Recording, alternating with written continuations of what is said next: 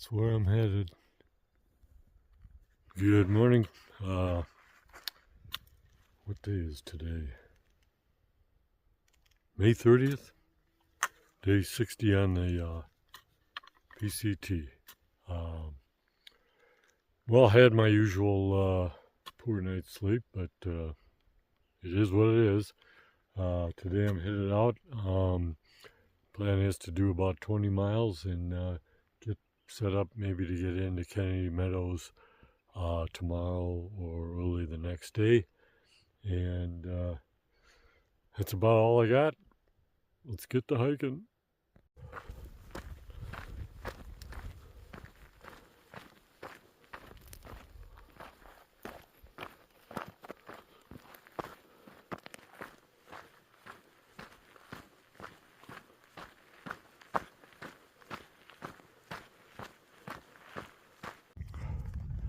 Okay, a couple miles in, came from down over there, back behind that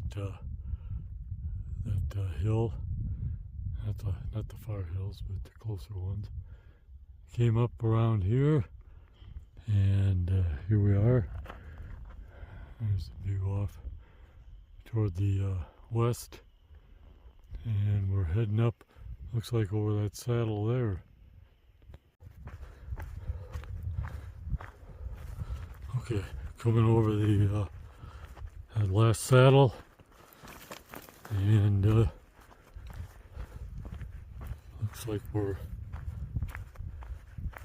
looks like the same. Jeez.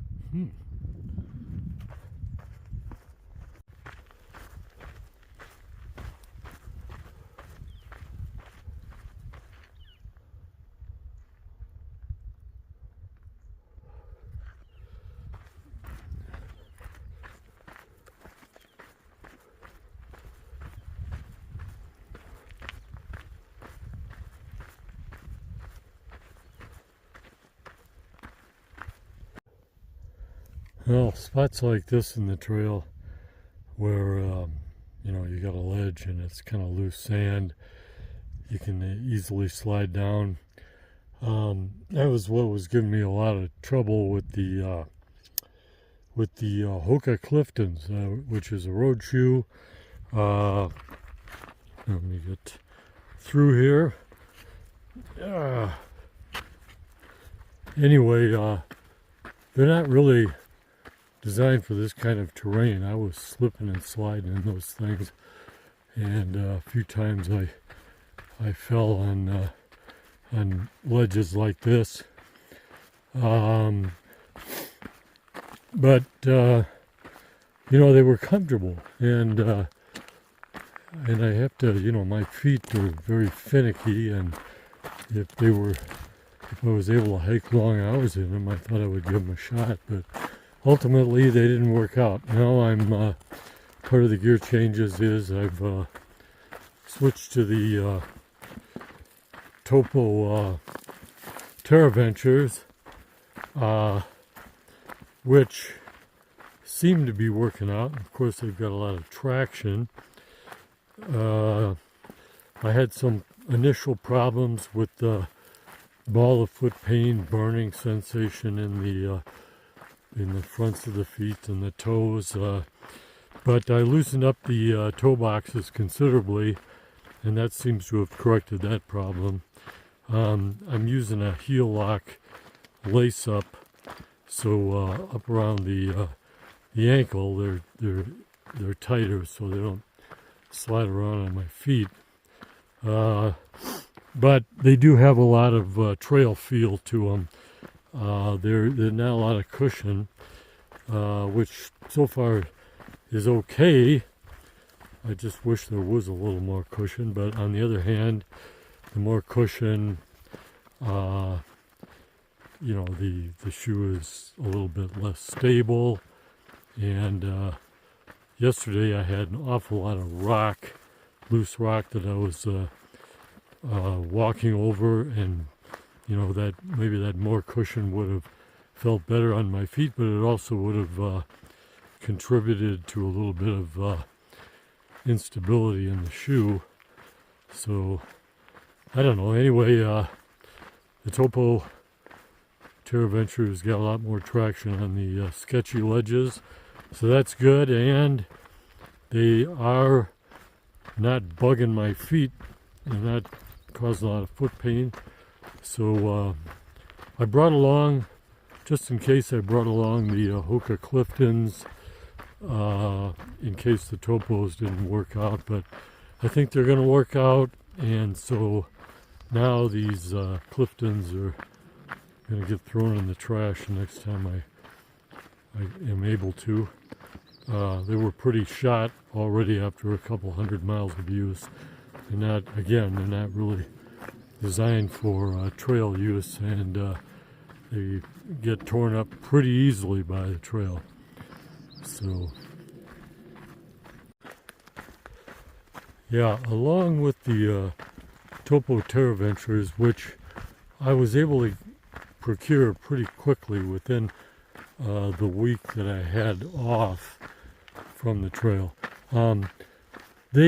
Topo also has a gaiter that is customized for the Topo shoes. The Topo shoes have a couple of little, I want to say, well, they're little projections with holes in them that their gaiters apparently clip into, or pins that go into the holes on the back to secure them in the back. You know, that's a common problem, securing the gaiter in the back. But all the dealers for the Topo shoes, none of them had the gaiters. The gaiters are not commonly available. They're a little bit hard to get. What I ended up doing was using some REI flash gaiters, and then I fastened them with the safety pins through the two holes in the back of the Topo shoes. I put the safety pins from the inside out, so you don't see them when the gaiters are on, and that does seem to be working out pretty well. The Flash 55 gaiters are keeping the dirt out pretty well, and they come with little straps that go under the sole of your shoe.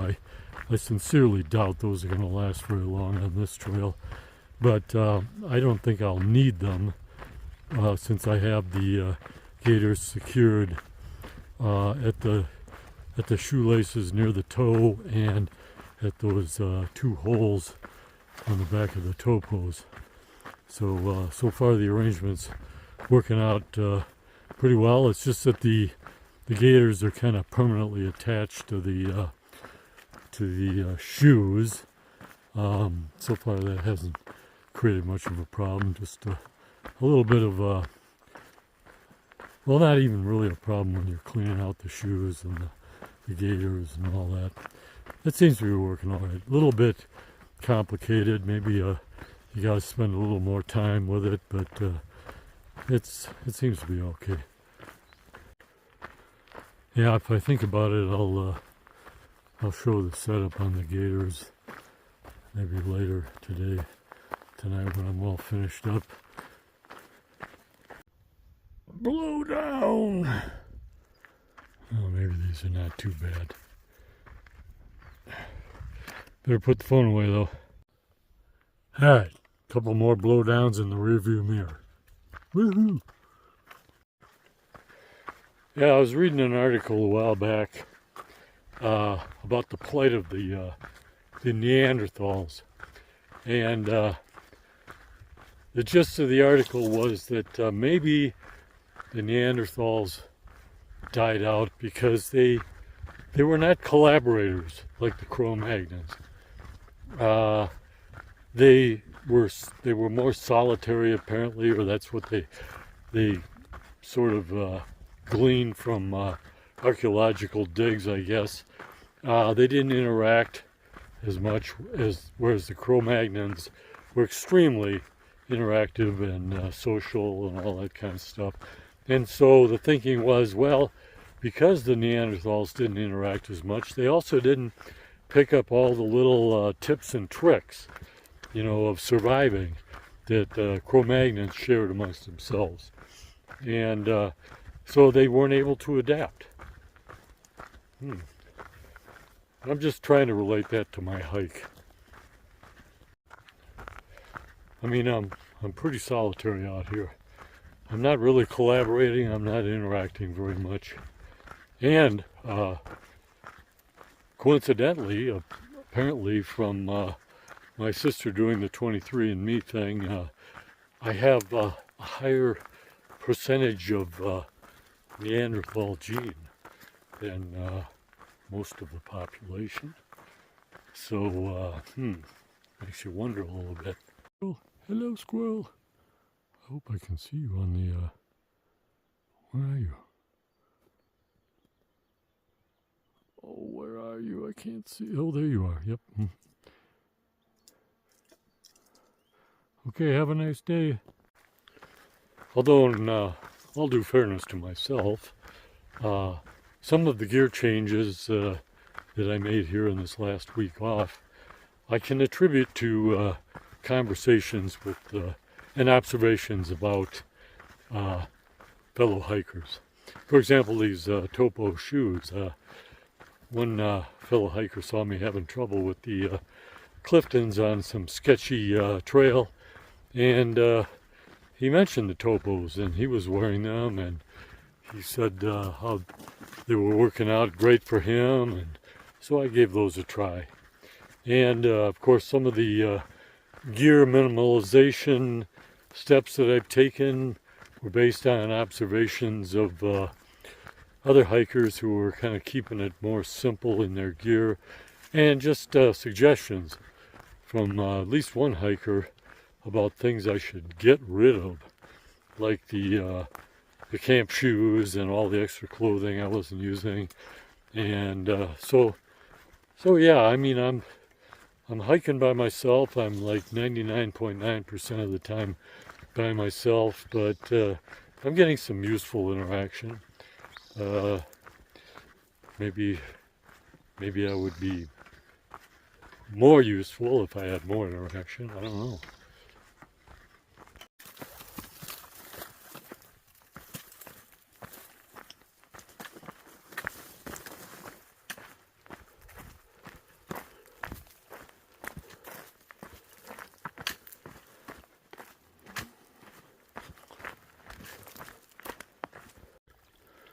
Okay, it looks like a good place for water, but I still have 1.5 liters left, and there is apparently another good water source about a mile away, so I'm just going to carry on for now, reassess when I get there.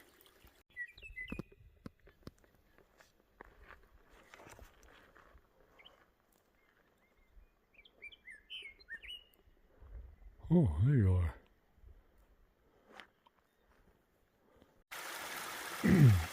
Good water source here. I'm still carrying 1.5 liters. I just transferred into my 1 liter bottles. I'm going to drink up and pass this one up because there's one more about 0.6 miles away, and I think I'm going to enjoy 0.6 miles of not carrying extra water. And then I gotta load up again. That's a big old oak tree.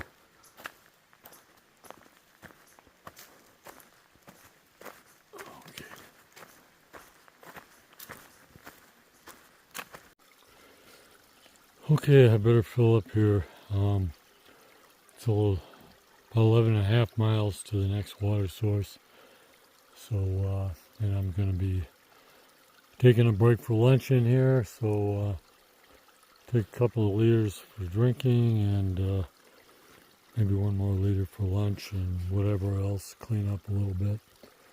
So, 3 liters. But I'm going to drink up most of what I've got here before I take the 3 liters. So, okay, got all resupplied with water, and I'm off. Didn't really pay attention to how much time I spent there, but it was probably too much. I still got about 15 miles to go today. And it's getting a little warmer out. I think this is the most impressive one of these I've seen yet. It's just in full bloom. Looks pretty impressive.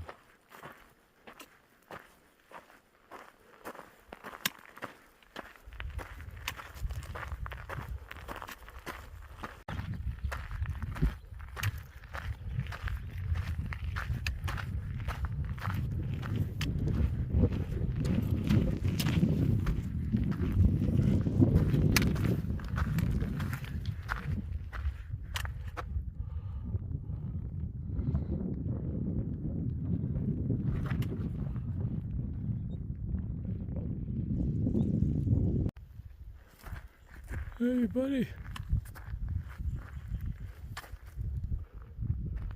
Where are you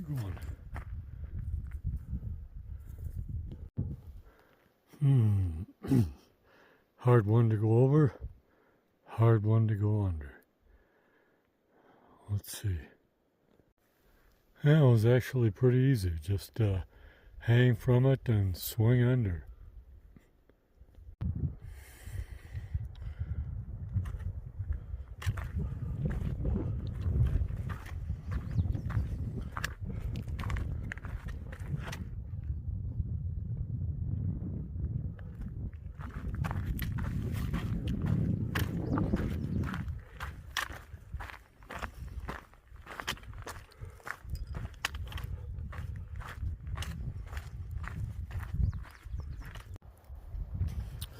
I'd been climbing for most of the morning, and now it looks like we've kind of hit another saddle here. So you gotta find the trail through here somewhere.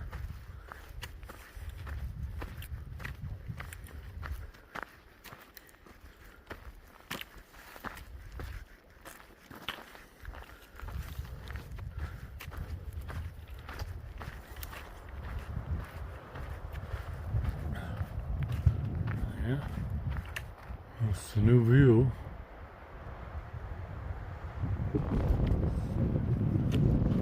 Heading down, maybe. Well, after wandering around over there for a while and admiring the tent sites, I finally got back over here and discovered the trail.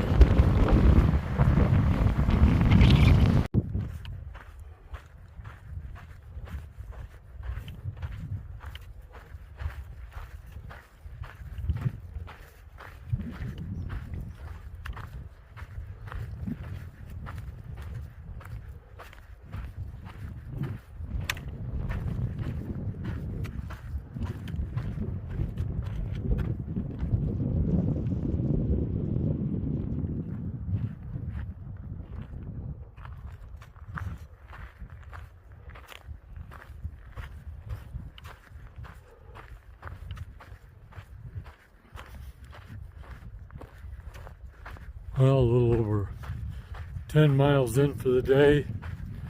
It's I think it's about 12:20. I'm gonna look for somewhere to take a break, have a little lunch, rest my feet. This looks like a nice little spot for a break. Okay, heading out. It was a little over an hour for a lunch break.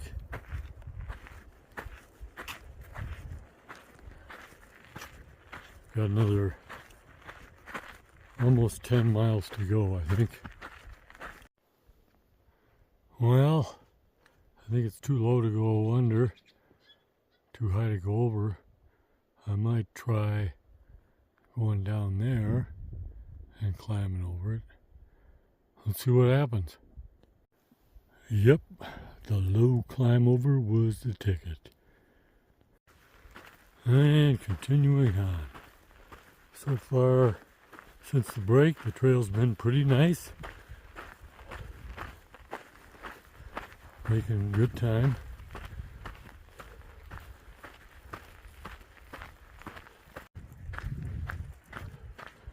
Pretty cruisy trail here this afternoon.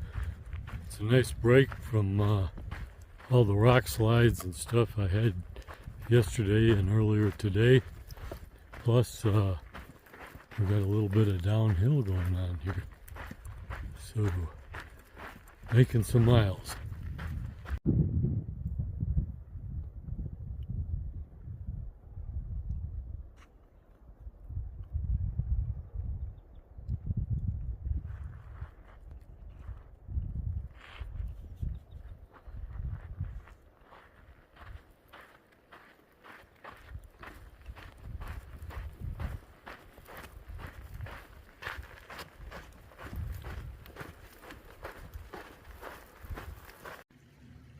Okay, just got water here. Nice cold water. I soaked my feet. That felt great. It's about I think it's about 5:30. I'm gonna try and hike. I think for at least another hour, and see if I can't find a tent site a little bit farther on. So I'll keep you posted. I'm going to pay this Chimney Creek campground a little visit and say goodbye to my hokas. Well, that's a wrap for day 60. I'm in my tent. I just had dinner. I got to do a little bit of cleanup here and housekeeping. And I'm going to hit the hay. It was a good day. It did about a little over 20 miles. I think about 4,000 feet of climbing. There were 2 big climbs today. And yeah, back on track, getting the miles up. Tomorrow I should get into Kennedy Meadows, and I will be going to Grumpy Bears to pick up a box and probably have something to eat. I'll talk to you tomorrow. Good night.